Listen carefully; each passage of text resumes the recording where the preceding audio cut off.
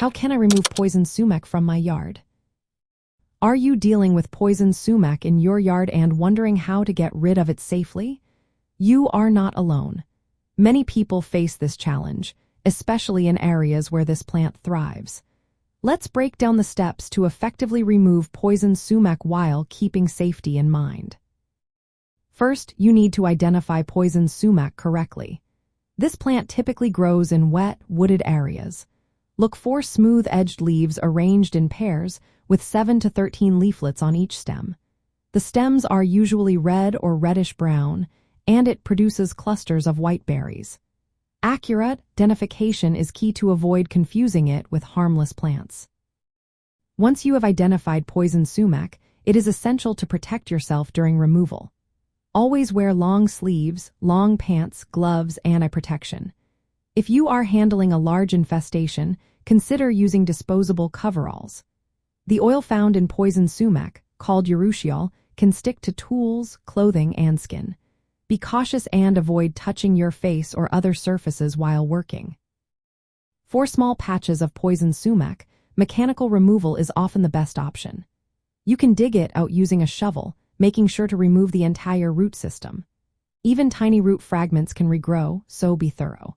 If digging is not feasible, you can also cut the stems above ground with sharp shears. This method helps prevent tearing, which can releases urushiol into the air.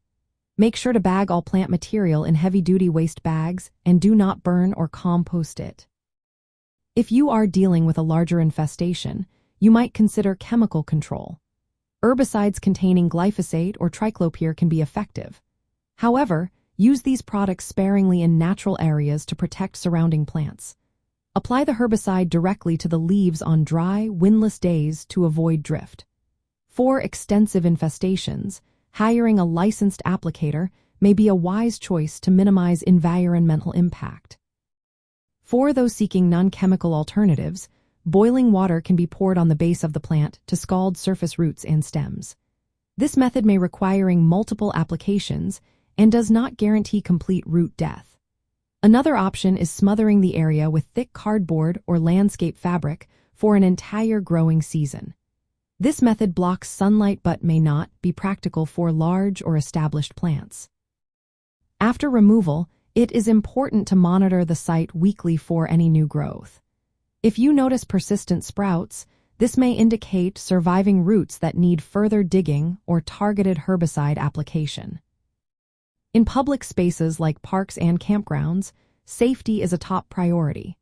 Mark infested areas with signage indicating they are closed for maintenance during removal. Educate staff on how to identify poison sumac and respond to exposure incidents. When disposing of the removed plants, transport them to designated waste facilities and never leave them in public trash bins. To prevent regrowth, consider improving drainage in wet areas to make the habitat less favorable for poison sumac.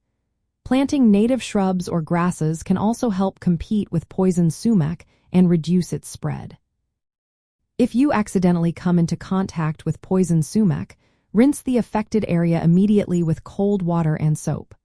Avoid hot water, as it can open pores and increase urushiol absorption. Calamine lotion or hydrocortisone cream can help relieving itching, but seek medical attention for severe reactions.